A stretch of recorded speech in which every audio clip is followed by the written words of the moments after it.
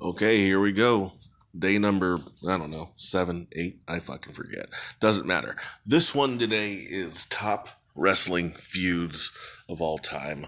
What is my favorite, or what are my favorites? Really, when it comes down to it, I have my favorite overall, and I have a number 2 because of the storylines that went along with it.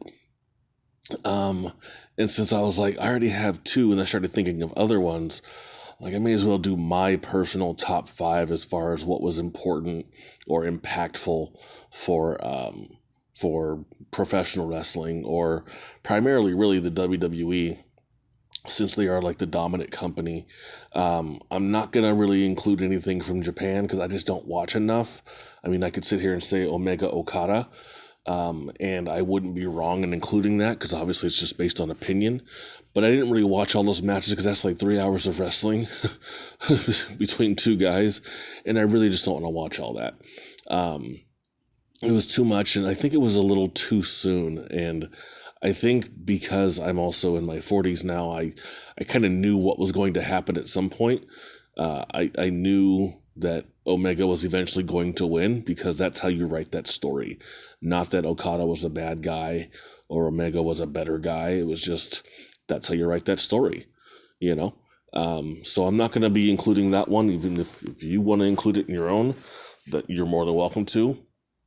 I'm going to do some honorable mentions and I'll get into my top 5, basically.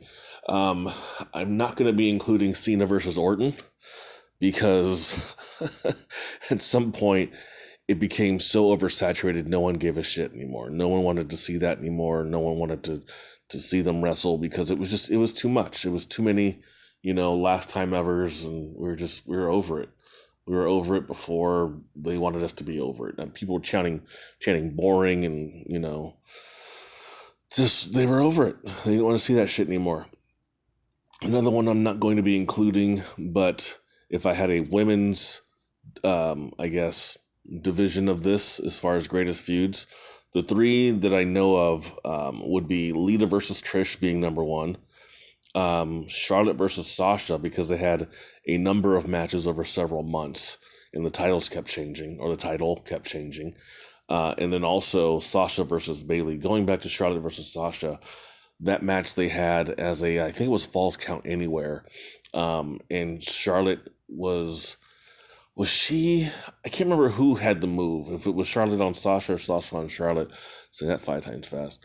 But one of them had the other one in a submission hold on like one of the railings in the audience, which I thought was a pretty cool thing. It was something I'd never seen before, and I really respect it about certain matches is if I've never seen that thing done before, then I'm really going to appreciate it. Matter of fact, at the end of the match, Charlotte had Sasha in some kind of, I think she had her in the figure 8, but Sasha's face was bleeding. I don't know if it was a blood capsule or if it was real blood. Either way, something you don't see. Like they don't even include that in WWE 2K19. They don't include women wrestling, or they don't include women wrestlers bleeding. If they hit them with a chair or any kind of moves or anything, because they didn't do that in WWE. I don't know why. Sounds kind of sexist, but based on how I understand American men think, we think very sexually, and blood and sex with women is just they don't mix. They definitely don't mix. I'm sure there's a fetish out there for somebody, but for the rest of us, we don't want to see women, especially attractive women, we don't want to see them bleeding. So yeah, those 3 feuds I would include if I were to do a women's division of feuds. But I don't think any of those feuds were super impactful overall for wrestling as a whole in comparison to the 5 I'm going to talk about. There's a couple of tag team ones which I think were impactful. The Freebirds versus the Von Erichs, back when they were in World Class Championship Wrestling back in the 80s. That's pretty huge. I know they wrestled for a while and had some one-off matches, tag team matches, 6-man tag matches. That feud probably would have gone on even longer. Unfortunately, but too many of the Von Erichs were dying, and I know Kerry left, and Michael Hayes left and went to NWA, Jim Crockett Promotions. So Just some sadness there, and I know that was a really strong feud as far as anyone who lived in the South or lived in Texas back in the 80s. That was probably part of their childhood if they watched wrestling. Also, one of the feuds that lasted for a while over several pay-per-views and different incarnations of matches was the triple threat between the Dudleys, Edge and Christian, and the Hardys. I know if you go back to WrestleMania 17, you see that match and some of those high spots, you're like, holy cow, this was amazing. And it is absolutely an amazing match. And if you get a chance to watch it on the network or on YouTube or Daily Motion or watch highlights of it or whatever, please do. But that is just a great high spots. Oh my God, that's absolutely amazing. Some realness in this one, which is part of the business aspect of it as opposed to in the ring. Like I mostly talk about in-ring stuff. So like I'm not going to talk about the WWE, WCW feud, which is probably ultimately the biggest of all because WCW got bought out by WWE. But partially what I think led to that was the fact that Bret Hart was leaving and going to WCW from WWE, and Vince McMahon, screwed him, Montreal screw job, the whole nine. I would include that, but that was more of like a personal business thing as opposed to in the ring. And I even want to include the Bret versus Shawn one, but even that one, I mean, that was a good rivalry in the ring, but it also was like very personal in business as well. So it's like, damn, that's some really good rivalries right there that you absolutely, if you wanted to include them in your top 5, like I said, by all means, you could do that. But for this, I'm trying to stick to just in the ring stuff and what it meant to the business overall. I know it kind of sounds like a hypocrisy, like, oh, you're talking about business, but I mean as far as like storytelling and things like that. So I have my 1, I have my 2. I think I have my 3 and 4. Did I just say I'm not going to include Bret Shawn? I guess I did, didn't I? Because I think that would have been a good one, but I know that Iron Man match, pretty shitty. Okay. Oh, the last one I'm going to mention as a possibility that would have been Undertaker versus Kane, because that was like the first Hell in a Cell match, Undertaker versus Shawn Michaels, and Kane interrupted, obviously, and broke the door off, and all hell broke loose, and oh my God, that was just that was an amazing moment. Amazing moment. That's also on the network too. I think it's Bad Blood 98. I don't even know what that was, but I think it was like 97 or 98 when Kane came out. Really cool, because we didn't know what was happening. We didn't know what was happening or when it was coming, and that's when it came. And that's how you end a pay-per-view for real. Just like when Brock cashed in his Money in the Bank against Seth at Extreme Rules, even though Paul Heyman was like, yep, am I giving a spoiler or am I just being Paul Heyman? So we kind of knew it was coming, but, well, SummerSlam's coming, so we should have expected that, because how are you going to sell SummerSlam without Brock Lesnar? You got to have your big names for that. Undertaker's going to be there, I'm sure, maybe against Drew McIntyre, so you got to sell it. But anyway, that's how they ended that pay-per-view. So yeah, I got to break it down to my 1, 2. Maybe I'll do a tie. I don't know. Shit, we'll figure it out. All right, my number 5. Here we go. Number 5 is Dusty Rhodes, and some say versus Ric Flair, but I'm going to say versus the Horsemen, because it wasn't just against Ric Flair, it was against the Horsemen, and that led to the War Games matches and things like that, which is just great. That included Sting and Nikita Koloff and the Road Warriors, and I think Magnum TA may have been in one as well. So just that in one of those vignettes that they did where they broke Dusty's hand, which I thought was absolutely amazing. Because back then, it looked so real, where they're holding him down against a car, and they took like a hammer, I think it was, or something, kept smashing his hand, and then they blurred out the hand so you couldn't tell, and it looked like he was really in pain. It's like, oh my God, look what they did to him. This is, you're a child, you don't know any better, but it looked real. It looked totally real. So Dusty versus Horseman is my number 5. My number 4, I want to say, I guess I'm just going to have to go ahead and give it a tie because I think these are both very important. One, because of just the longevity of it is pretty important. And then two, the other one I'm going to mention is because of the matches themselves and just the vignettes and the promos and especially the final match between these two was really important. But the first one is Rock and Roll Express versus the Midnight Express. Whichever incarnation of the Midnight Express you want to include, you go ahead and do that. But I'm going to say Sweet Stan Lane and Beautiful Bobby Eaton. I know later it became Dennis Condrey because Stan Lane, I think, stopped wrestling and being managed by Jim Cornette. And the Rock and Roll Express is in the WWE Hall of Fame, and I really wish that they put the Midnight Express in as well. They totally deserve it. I know the Von Erichs, like I said, and the Freebirds are in for tag teams and stuff like that, and families really for the Von Erichs. But I think the Midnight Express absolutely deserves to be in there as well. Matter of fact, I think they were the first tag team in WCW and NWA to hold the U.S. and the World Tag Team Championships at the same time. So, pretty cool thing that happened there, and that was back in like 89, 90, somewhere in there.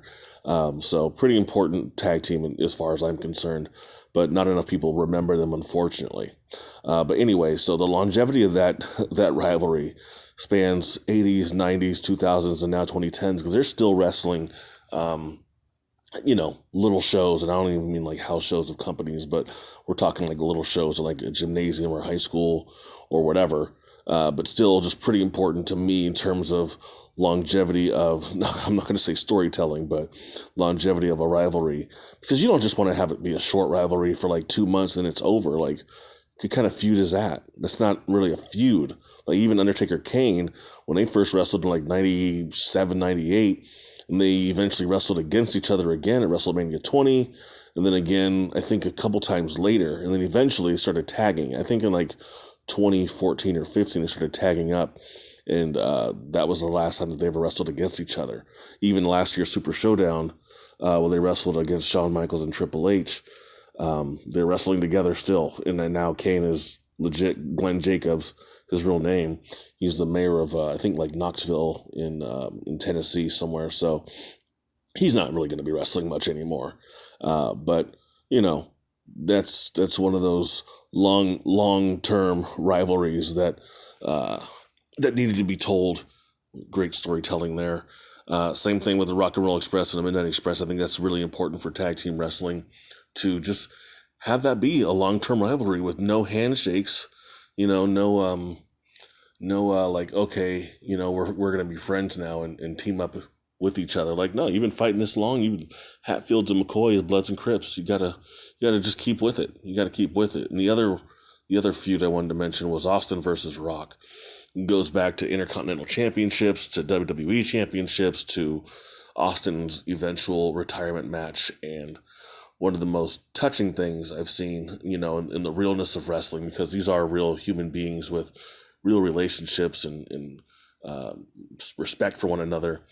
When Rock pinned Austin, I think it was WrestleMania 19, or I think it was 19. I want to say it was 19, because by 20, Austin was guest refereeing for Lesnar and Goldberg that match. Boy, fans were pissed off. Anyway, but after Rock pinned Austin, he leaned over, and the referee was trying to hear what they were talking about, and Rock pushed him away. And Rock was saying something to Austin, and I can't imagine what it was. I don't know, and no one will ever say what it was. Rock didn't say, Austin won't say, so I'm sure it's, I don't think it was anything negative as far as like, hey, you piece of shit. No, I think it was obviously tons of respect, tons of love between the two of them, because they had a long-standing feud for several years, off and on. And I think it was nothing but just honor and respect from Rock to Austin, saying thank you for everything you've done for me. You didn't have to. Maybe, his upbringing and all that stuff. It was pretty quick. It was probably less than 20 seconds. And then Rock had to go and celebrate his match, his winning. But that's just the realness of it. And Rock seems like a pretty humble dude. As big as he is, still, I think he's a pretty humble dude who just knows that, like, he really had to bust his ass to make things happen. And I'm sure Austin really helped him do that. So I can really appreciate that feud as well, and I think the fans definitely did as well. I don't think those matches ever got a boring chant or this is awful or anything like that. I think the fans really just loved it because that's what it was. It was important. See, that's the storytelling part. Like the Austin Rock, that's the storytelling, and then Rock and Roll Express at Midnights, that's the longevity. There's going to be another couple of those where storytelling and longevity coming up here. Another one. Whew, number 3. This one is storytelling. This one is also longevity. Okay, it started off as a match between the two of them at Clash of Champions number 1. It was a 45-minute draw, Sting and Flair. There's not many, I don't want to say there aren't many great matches on Clash of Champions, but I'll say in the first 10 or so, there's some serious contenders for, maybe top 100 matches of all time, which are going to include Flair and Steamboat, Sting and Flair. What was the other one? Oh, Flair and Funk, the New York Knockout, the I Quit match. So you got some contenders there for top 100 matches in pro wrestling as far as America all time, because no one from America really watches Japanese wrestling, just keeping it real. But started off as a 45-minute draw. I don't know if they ever met, and I think they met in one of those War Games matches. But really, it was more about Dusty back then than it was about Sting or anything like that. But so met at Clash of Champions, and then of course eventually saved Flair one time from the Muda attack and everything like that.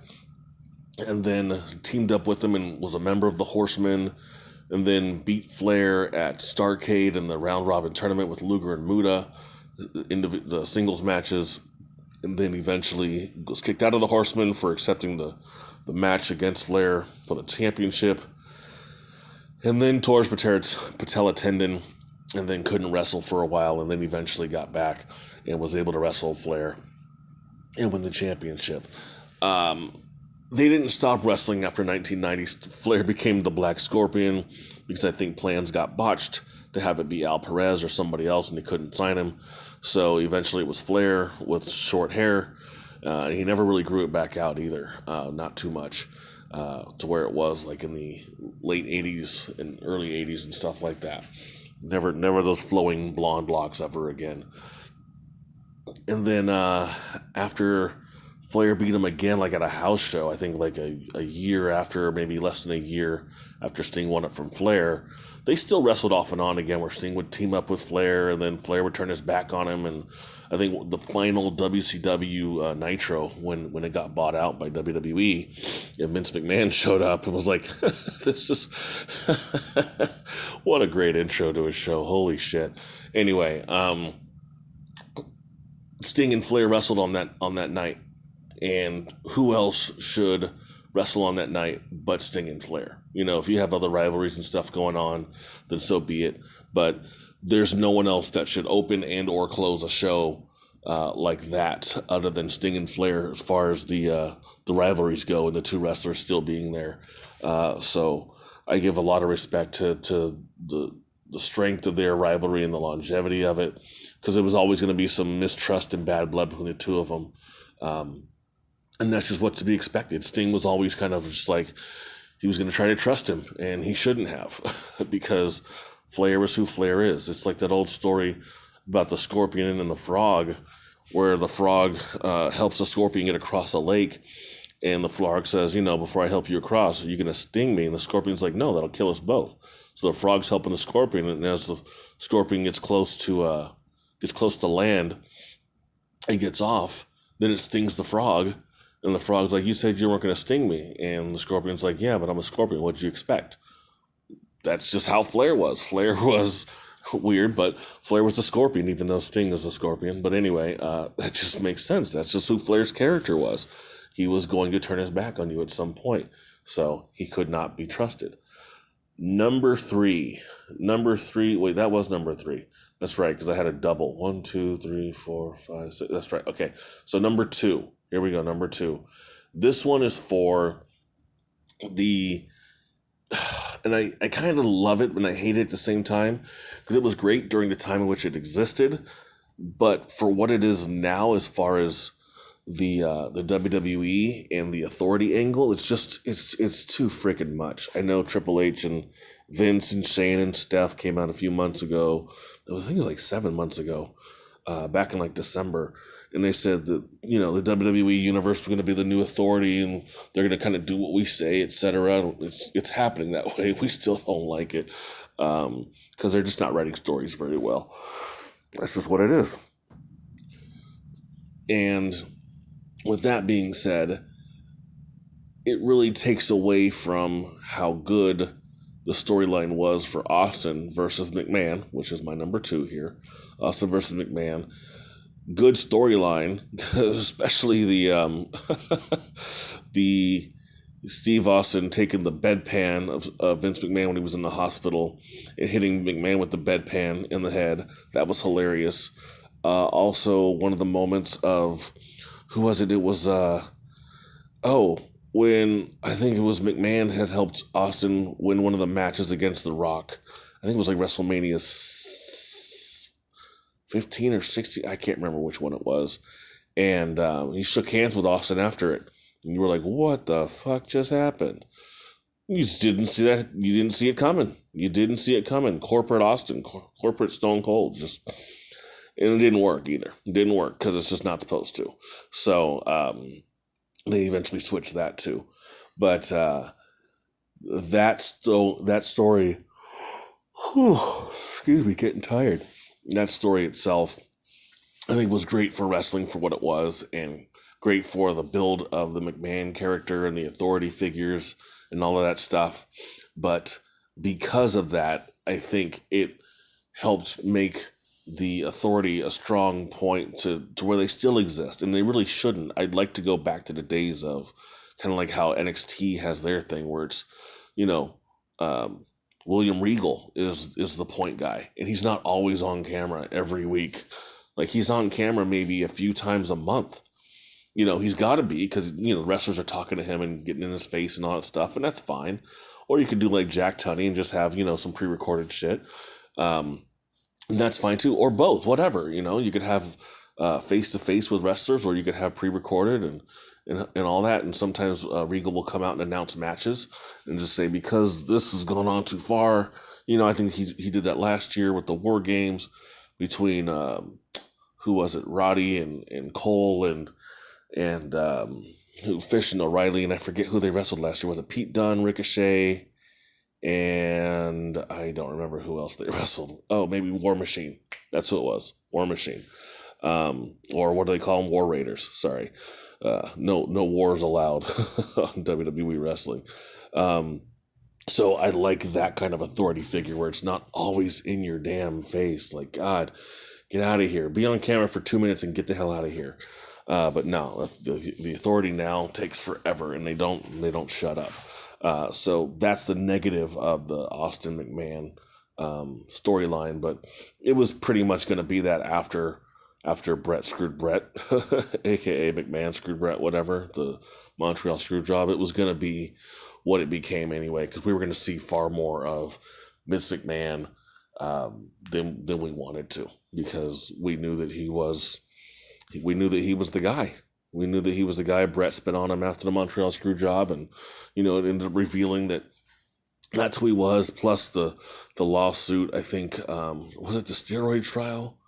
I can't remember if it was a steroid trial or something else, but they had to start saying that they were entertainment and it wasn't real. And he was not just some announcer, he was the owner of the company. So, yeah, too much authority, but it was fun for when it was fun, and now it's not fun anymore. There are certain times where it's cool, other times where it's too much. It's just too much on screen. And this is where I get into my number one, which to me was not too much, and I'm going to be far more detailed with this one because I remember it like it was yesterday. I've mentioned it probably on several shows. This wrestler, or these two wrestlers, have probably been mentioned on every single show I talk about, because they were just larger than life in reality and in pro wrestling and in the world. These two names have done movies, have been on TV shows, and they will forever be in almost probably every WWE video game. Hopefully they'll let one back in at some point. So I'm getting to Hogan versus Andre the Giant. WrestleMania 3 was the big main event. It was a shit match, as all of their matches were shit, but all eyes were glued on the screen to see the two of them interact. They were tag team partners and friends before. They were Hulk Hogan from Rock and Wrestling. They were friends in that cartoon. But one day on Piper's Pit, I think it was, or Jesse Ventura was interviewing somebody or whatever, and Hogan got an award for being the champ for like 3 years, and then Andre got an award for being undefeated for 15 years, or not pinned, or whatever it was. And Hogan's trophy was much larger than Andre's. And Andre felt jealous. Oh, there goes that yawn again. And so Andre leaves. Hogan's still talking, doing his thing. Andre comes back out the next time. I don't know if it was like the next week, but he comes out the next time. He's with Bobby Heenan. Hogan's like, Andre, what are you doing with this guy? What are you doing? And then Heenan is challenging Hogan and saying Andre's going to be the next world champion. You never gave him a chance, yada, yada, yada, which was just a great story. And Hogan says, Andre, you can't be serious. And Bobby says, you think he's not serious? And then Andre takes Hogan's shirt and rips it off of him and rips his cross off. The cross falls. And this is on Piper's Pit. And Hogan's bleeding, and Piper notices Hogan's bleeding. And it looked like black blood to me, but it was actually not black blood, because I just thought Hogan was in so much pain that it would be black blood. That's how my 8-9-year-old mind was working at the time. Yeah, it was 9. Yeah, it was 9. So yeah, that was interesting. And then the match itself, Hogan won, of course. Between, I think it was like 100 million people were at the Pontiac Silverdome. I don't know, they changed their numbers, who knows? Bullshit. But so after WrestleMania 3, the two of them, from what I remember, that was 87. They did not interact again until Survivor Series in the fall/winter that year, which was like November. So it was Hogan's team.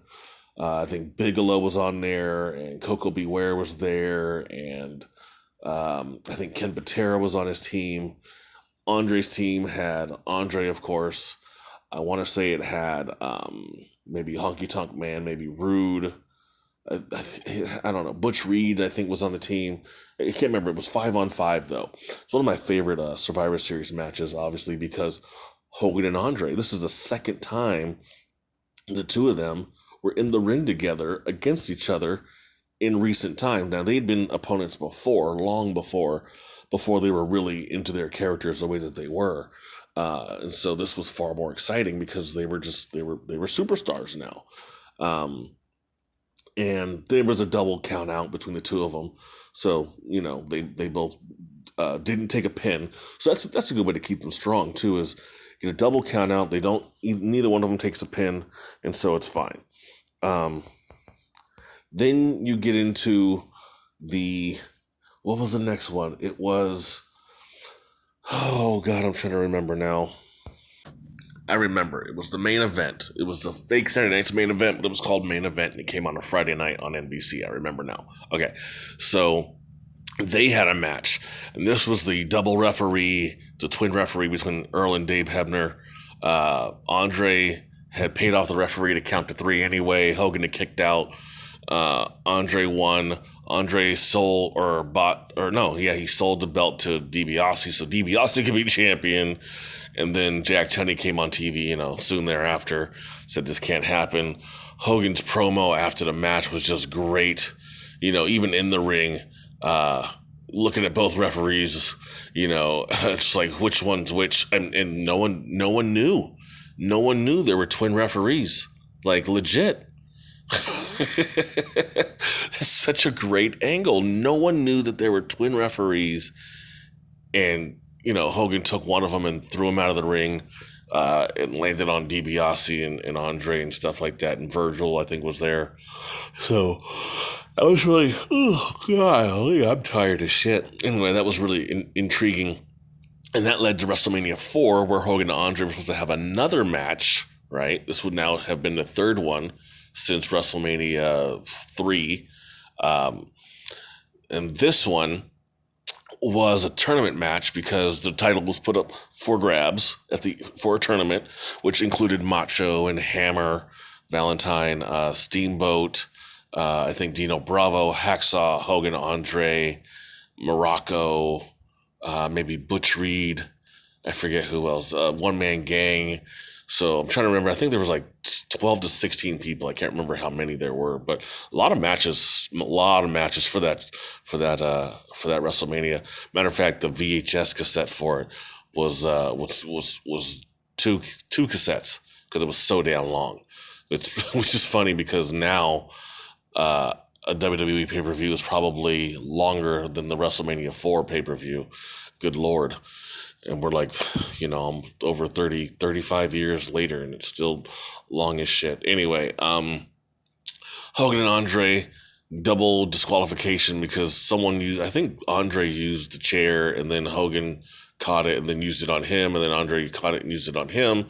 Double DQ, so they're both out, which left for them to end up in the corners of the final men, DiBiase and Savage. Hogan and Savage had become mega powers back in October earlier that year, but they did not wrestle together is that right? That just seems weird. I think okay, they didn't. Okay, never mind. Anyway, yeah, so Hogan and Savage were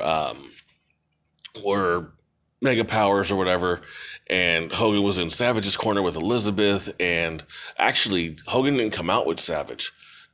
Andre came out with DiBiase and Virgil, but Savage came out with Elizabeth. After Savage kept getting tripped up by Andre and Andre interfering and stuff, Savage sent Elizabeth to the back, and she came back with Hogan, who was like, all right, he's wearing his red tights and his we hadn't seen him in his red tights before. He had like a red tank top on, and he had like his Hulkamania bandana on, his yellow and red. I remember it very, very, very clearly. And it's kind of the same way he came out when he saved Macho from the Hart Foundation and Honky Tonk Man and Jimmy Hart when the Mega Powers formed. But anyway, so Hogan then kind of interferes and hits DiBiase with a steel chair when the referee's not looking.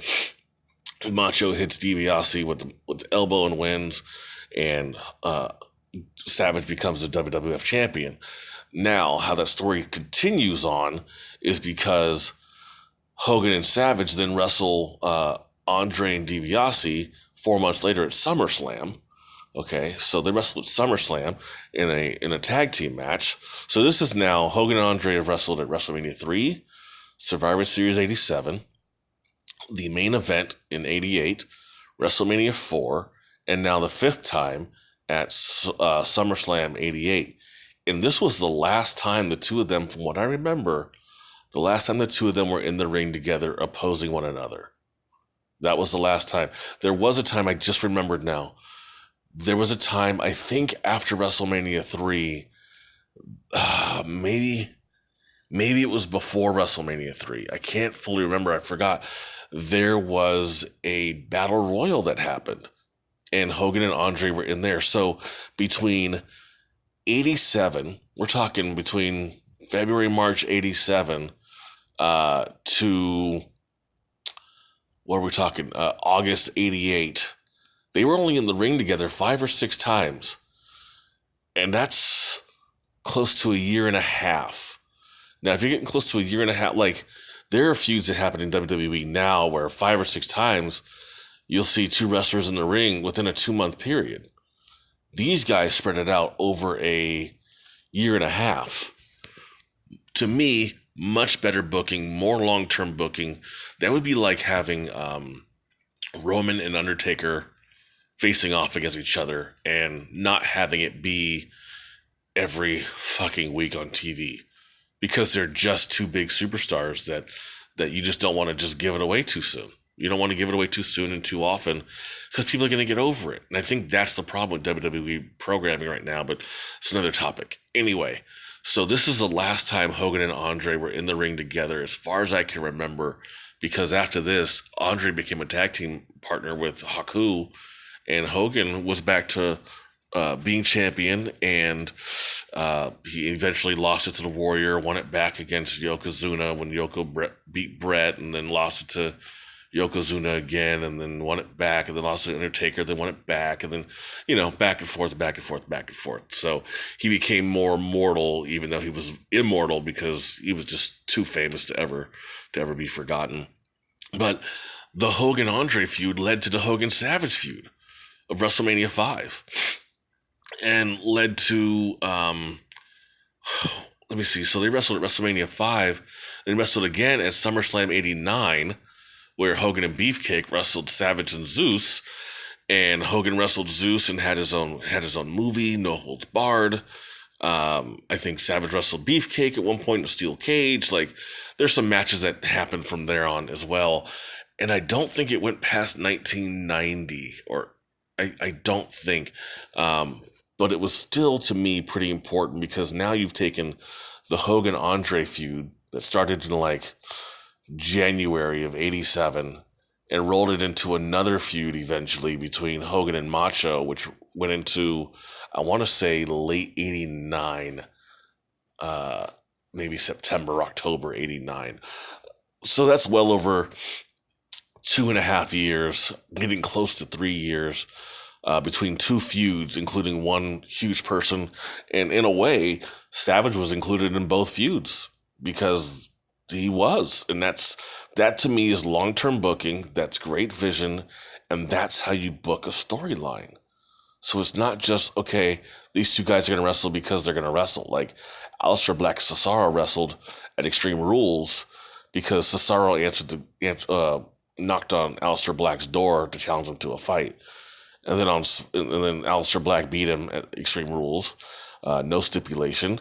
I knew they were going to have a rematch, and they did on Tuesday on SmackDown. And because Cesaro came out and challenged Aleister Black to a fight. And I think Black won. I don't even remember. I think, yeah, he did. He hit him with a black mass. And I think Cesaro's mouthpiece came out and he pinned him, and that was it. Who cares? Now what do? You've had him wrestle twice on TV and on pay-per-view, twice Sunday to Monday to Tuesday, within 48 hours. That's what you've had. Is that what oh my God. It's annoying. It's annoying. I know they're not superstars, like major superstars, but I think they do too much, too soon, too fast, and people get over it. Yeah, it was a good match, and it's exciting to watch, but so what? Give me some backstory. Give me a reason why they're fighting. I know Cesaro answering the door, but it's like, and I think that match should have ended maybe with Cesaro using weapons to beat up Aleister Black or something like that. I don't know. There's something else they could have done, because Cesaro's character doesn't really have a character and Aleister Black does, but Cesaro needs another one. But anyway, that's another thing, like I said, about WWE booking that I just don't like. But what I loved about this was that it was long-term booking. It was 2.5 years, and it worked. It worked. It got Sensational Sherry over, which led to Miss Elizabeth leaving Macho Man, or him leaving her for Sensational Sherry, and then bringing them back, which that's like another third story in there. And then eventually led to oh my God, this is crazy, led to them eventually getting married and having like a wedding gift. And what was a wedding gift? The wedding gift from Jake the Snake Roberts was a snake. And then you had the Jake the Snake Roberts and Macho Man Randy Savage feud, like, and then you have the Cobra biting Macho Man. Like, you have all these different stories because of Hogan Andre, which, if you really want to go back further, it's because Heenan and Hogan were rivals back to WrestleMania 2 with Heenan and King Kong Bundy. So if you even want to go back further, you say Hogan versus Heenan leads to, King Kong Bundy, leads to Andre leaving Hogan for Heenan, leads to Andre versus Hogan, right? Which leads to Savage versus Hogan, which leads to Zeus being a part of it and Hogan getting his own movie deal, which leads to Savage and Sherry, which leads to Miss Elizabeth coming back and beating up Sherry after Warrior beats up Macho Man in the retirement match. And Sherry then beat up the Macho Man in the ring and started kicking him and stuff after he lost. And then Elizabeth came out of the audience and beat up Sherry. And then the two of them embraced, and that was awesome. Made people cry in the audience, and that's great. That's great TV. That's great TV. And then eventually Jake. So there's like 5 storylines wrapped up in Hogan versus Heenan / Andre. And it lasted for several years because Heenan / Bundy was WrestleMania 2, which I'm sure started before, right? So what do you do? And if you want to even go before that, there was the Paul Orndorff thing. So you got a bunch of stuff in there because of long-term booking, long-term vision, and it wasn't just a one-off thing. You didn't just have people on TV every week. Like, shit, it's too much. People don't care that much. You know, now you have too many wrestlers and you're on TV all the time. You got 6-7 hours basically of TV programming to plan for every week. And I know without commercials it makes it a lot less or whatever, but still, it's the actual program slot is slotted for 7 hours. One for 205 Live, one for NXT. Oh shit, NXT UK, that's 3 hours. Then you got a 3-hour Raw, that's 6 hours. Then you got 2 hour SmackDown, that's 8 hours. Good Lord, that's brand new TV every single week. That's just too much. That's just too much. And I think if they just kind of cut back, you probably would have bigger stars and more people watching, better ratings, but you may not be making as much money overall because you aren't on TV as much and then you don't have as many investors. But, you know, what do I know? I'm not a businessman. I'm not some stockholder. I'm not on the board of directors or anything, but that's long-term booking, in my eyes, helps keep people entertained. Gargano, Ciampa, NXT, long-term booking. It kind of started at the Cruiserweight Classic, and it continued on up until, I think, earlier this year. Yeah, the Cruiserweight Classic was 2016. And that was over 3 years of them booking, and part of it was because Ciampa got injured. So, but still, it kind of started then. And I could see it, and I knew it was eventually going to happen, and I'm glad it did, because it's great storytelling. Even every single match they had, great long-term storytelling. Perfect.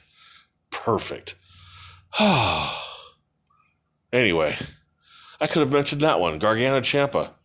That was a great feud. It really was, and I kind of wanted when Gargano won the NXT Championship, I wanted Ciampa to come out, you know, even though he was wearing his neck brace, and attack him again. Even though they're real life best friends, I think they also make for great rivals. Just like Owens and Zayn, another couple rivals I could have included. But there's so many good rivalries. I mean, the Jake the Snake Roberts ravishing Rick Rude one, that one was great too, with Rude trying to kiss Jake's wife in the audience, and you know, her saying she had a husband and he was a wrestler, and Rude's like, "You're gonna kiss me anyway," and she slaps him, and you know, she says she has a husband who's a wrestler, and he's like, "Who is he?" And Jake comes out and beats his ass. That's who it is, fool. Yeah, that was great. And then having Rude with the tights of Cheryl Roberts on his butt and on the front side too. It was great. Yeah, it was just absolutely great. But anyway, that's how booking should be. Long-term feuds that people are going to remember forever and ever and ever.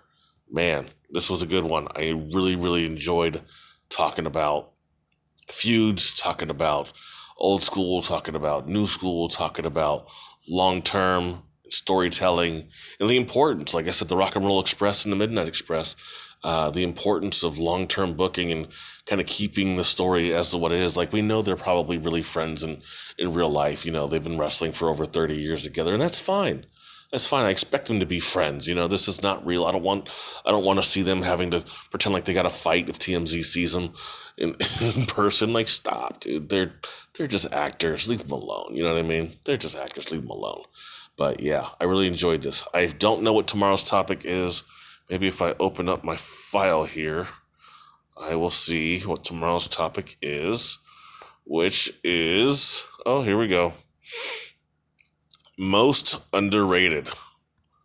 Most underrated is tomorrow's topic. Most underrated. I guess that means underrated wrestler, I guess.